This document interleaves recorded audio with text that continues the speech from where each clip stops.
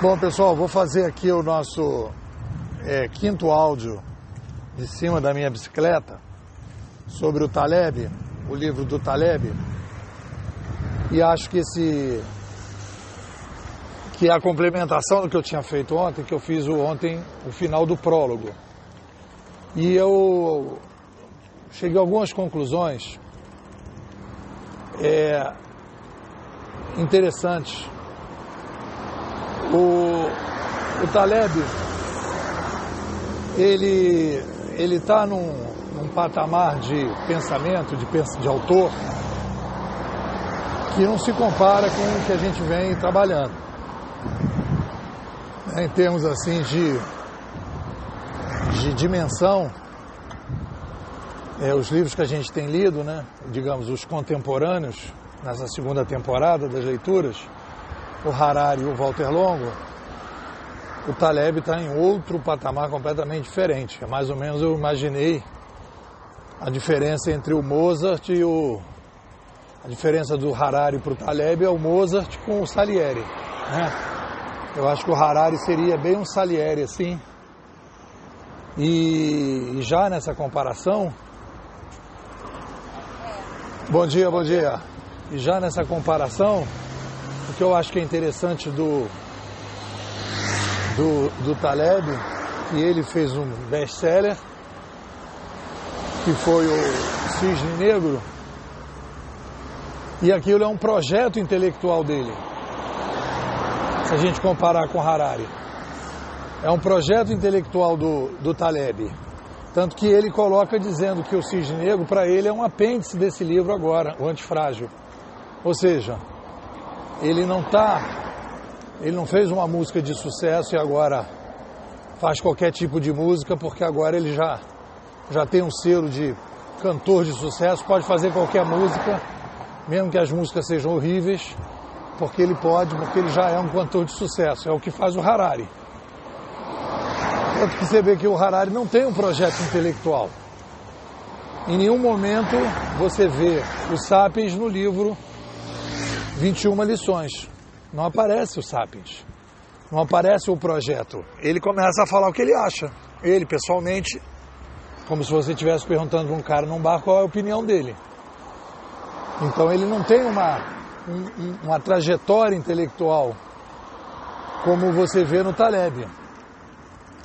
Você vê que ele está ali continuando uma obra que ele está chamando que é a relação do ser humano com o inusitado, né? Com aquilo que a gente não pode controlar.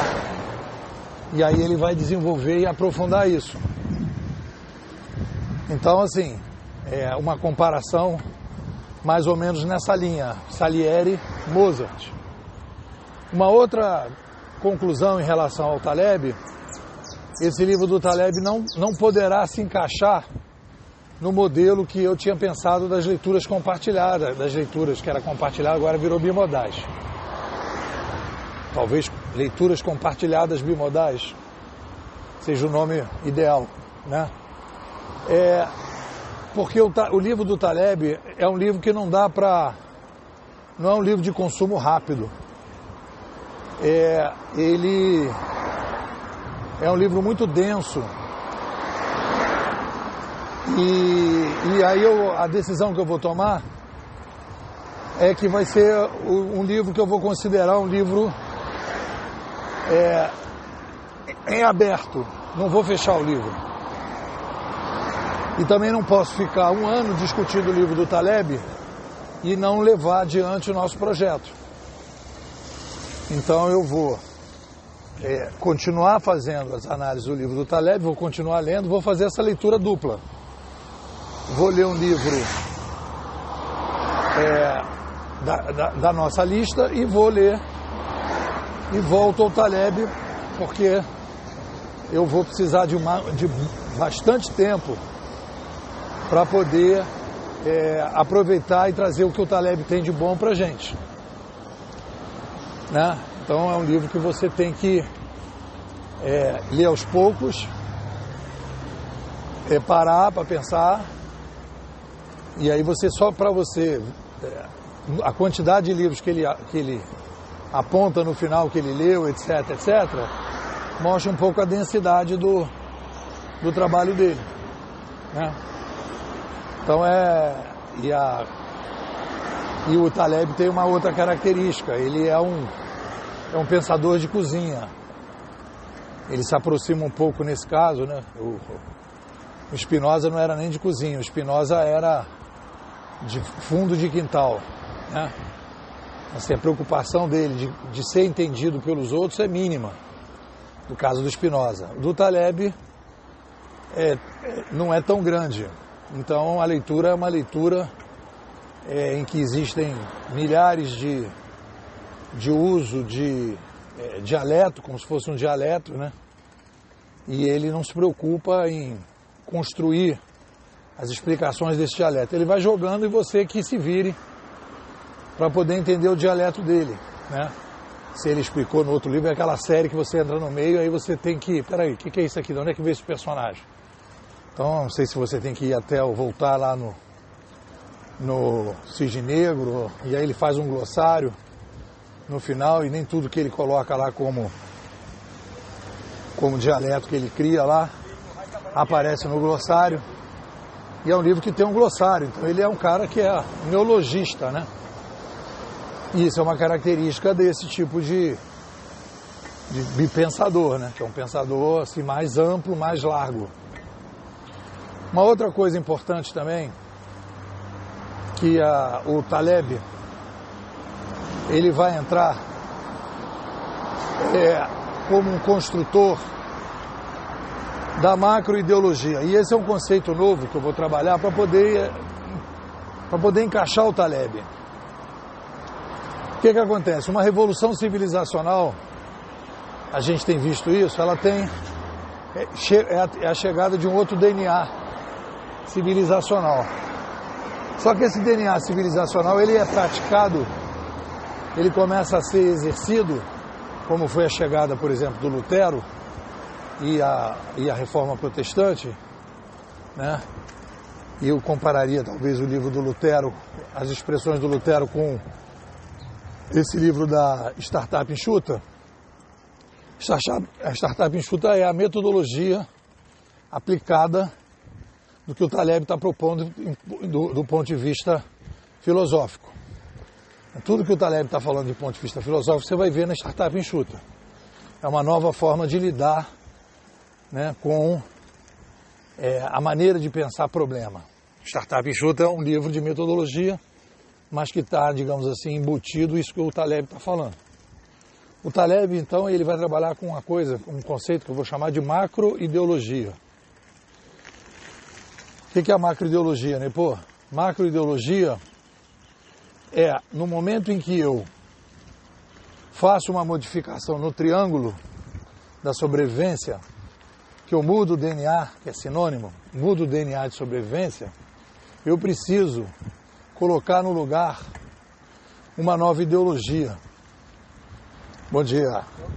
E a diferença de uma ideologia para a cultura, ou para a tecnocultura, aqui a ideologia é um conjunto de conceitos que vão estruturar o novo triângulo. Foi o que aconteceu com os filósofos os primeiros filósofos que deram uma estruturada do ponto de vista epistemológico e ético, ali o Descartes, o Bacon e o Spinoza, logo depois da Idade Média.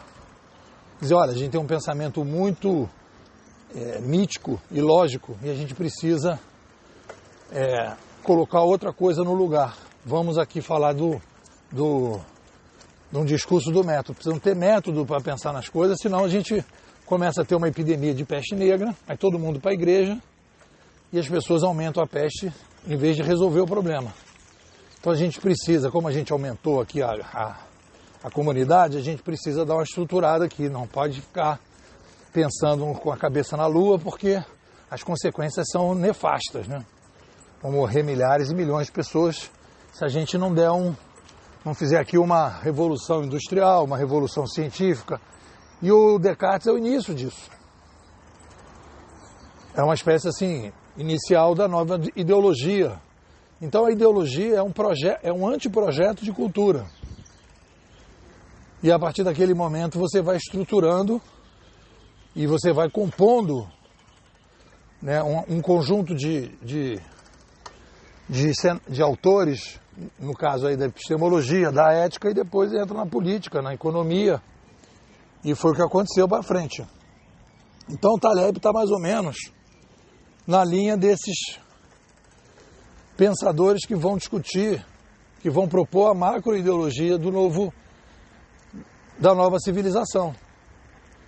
Eu não acho que, quer dizer, é um ponto de vista nosso, porque a gente enxerga o Taleb não está ligado nessa preocupação, como também o Descartes não estava. Ele olhava para o que estava acontecendo e dizia, cara, está pensamento muito emocional. Vamos botar aqui uma lógica na brincadeira. Beleza? Vamos. Então, foi para lá. Bom dia, bom dia. E a gente que trabalha com antropologia da sobrevivência, que a gente faz o estudo e tal, a gente pode tentar encaixar as pessoas dentro dessa e dizer assim, olha, provavelmente aonde esse cara vai. Fala, campeão. Onde é que esse cara vai se encaixar aí no futuro vai ser assim. Então, Taleb, ele é bom dia. Na minha opinião, ele é o Descartes 2.0. Mas não como a continuação do discurso do método, mas como uma contraposição do que existe, da ordem que existia. A ordem que existia na Idade Média é o quê? Era a ordem hipercontrolada via oralidade. O Descartes foi construir uma nova ordem, a ordem da escrita impressa, que se dissemina. E a partir dali você tem uma estrutura para você poder começar a trabalhar essas revoluções científicas e industriais, etc. E o Taleb está trabalhando, e ele está apontando uma demanda para a gente trabalhar com uma ordem muito mais descentralizada, muito mais espontânea do que a gente está acostumado. E aí então ele vai desenvolver a ideia do antifrágil. O antifrágil é aquele que consegue lidar com a nova ordem. Um pensamento que tem que ter uma capacidade de baixo controle.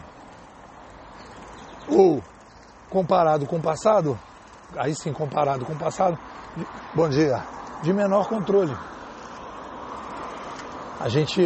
Bom dia, a gente foi educado para lidar com a ordem 1.0. E o Taleb é uma proposta de ideologia 2.0.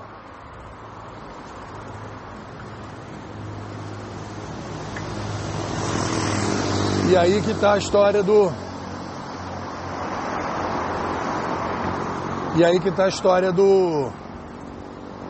aonde ele se encaixa. Então, para a escola, a gente vai começar a tentar encaixar, porque o que vai... Bom dia. O que o Taleb está fazendo? Ele está criando um arsenal... Bom dia. Um arsenal ideológico para preparar a gente para viver num mundo uberizado. Né? Que a gente não pode ter o controle como a gente tem hoje, e a gente precisa de uma outra maneira de sentir, de pensar as coisas. É mais ou menos o que o Descartes faz também. Olha, não dá para a gente ficar nesse pensamento mítico, tem que dar uma organizada nisso aí. Bom dia. E o Taleb está dizendo, olha, não dá para a gente ficar achando que vai controlar tudo. Porque existe uma aleatoriedade que vai ser cada vez maior. Que é mais ou menos os embates que às vezes eu tenho com as pessoas quando a gente fala de uberização. Meu irmão, qual é o controle? Mas como é que vai ter o controle? Como é que vai ter o controle? Cara, não vai ter controle. Você não vai controlar as pessoas, você vai controlar o algoritmo. E o algoritmo vai dar mais ou menos o norte para as pessoas, mas vai existir um delta de espontaneidade, um delta de incerteza que a gente vai ter que trabalhar com isso.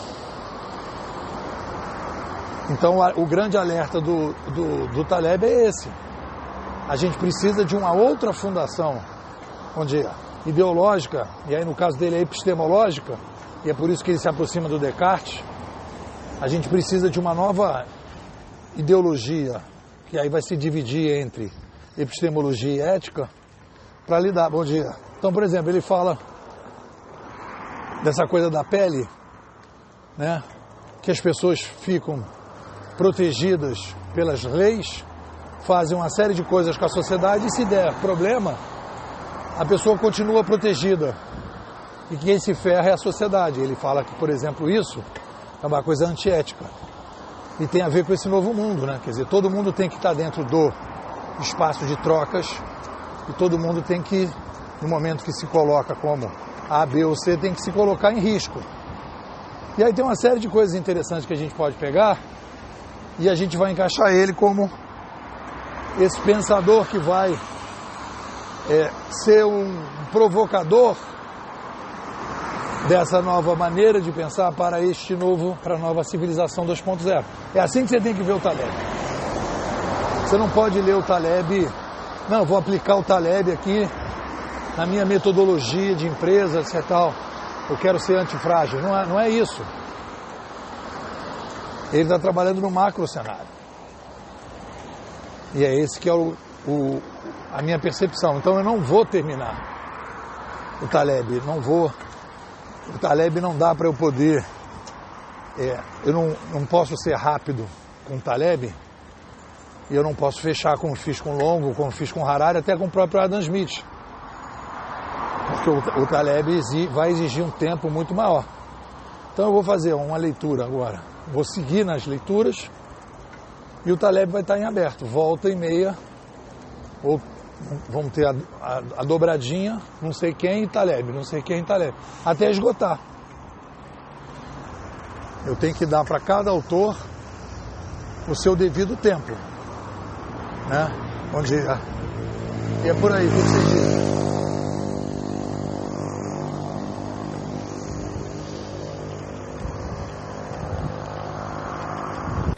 Bom, se você quer participar do projeto Leituras Bimodais, me manda um zap, 21 99 608 6422. Vou repetir, 21 99 608 6422. Nepô, como é que eu participo desse projeto aí, Leituras Bimodais?